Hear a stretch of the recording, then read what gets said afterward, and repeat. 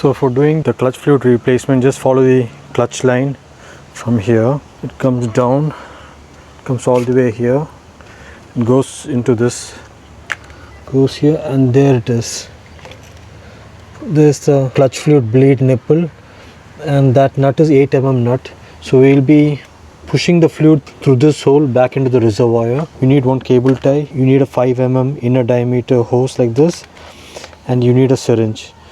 You'll just need around 100 ml of the clutch fluid, and I'll show you what clutch fluid I got. The clutch fluid I have is Magura Royal Blood 100 ml. This is actually all you need for this DIY. So I got this from the vacuum pump that I have. Thought I'll make use of it.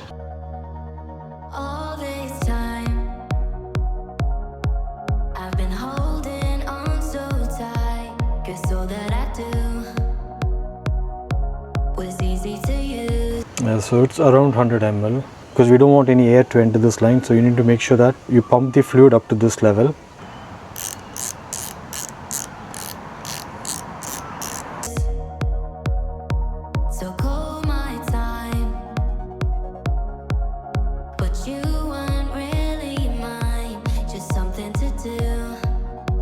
Now we need to drain this out, so we'll use this vacuum pump.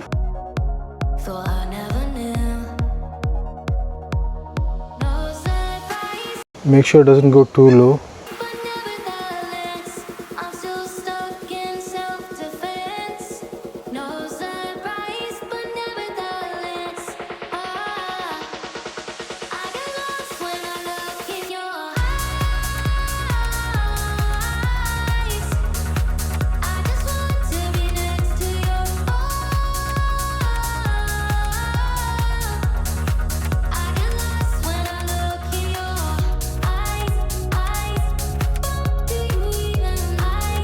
So tie the zip tie just in front of the nut and before the bleeder port.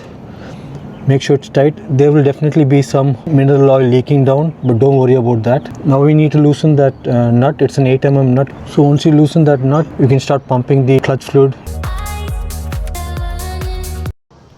Now while pushing the fluid, just constantly check the 8 mm nut.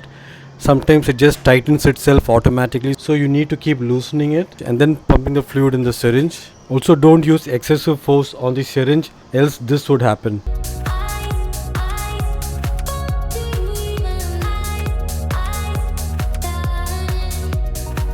But if you have the 8 mm nut loosened properly and by applying constant pressure on the syringe, the fluid will reach the top of the reservoir smoothly like this.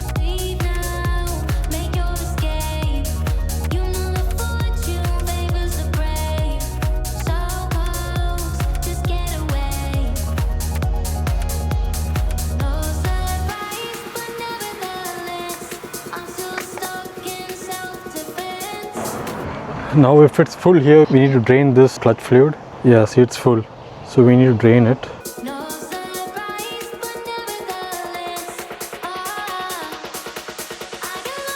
So it's drained now, so we'll start pumping the clutch fluid again. Guys, while pumping, just make sure that the screw is loosened. It tightens itself automatically, so just keep loosening it with your hand.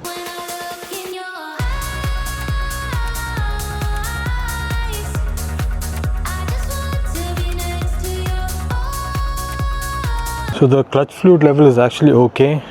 Don't fill it all the way to the top. It should be between maximum and minimum, since there's no reading here, and also since it's not on a level ground, it should be lower. So don't fill it all the way to the top, because with heat the fluid expands and then it will overflow. So always have it lower.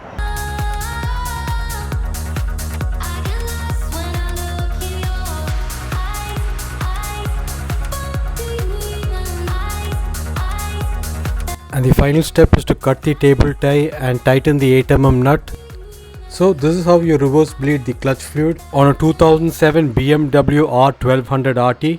I hope you guys found this DIY informative and useful. If you did, please do hit the like button. Also do consider subscribing to my channel if you haven't done already. And until next time, this is Stan signing out. Bye bye.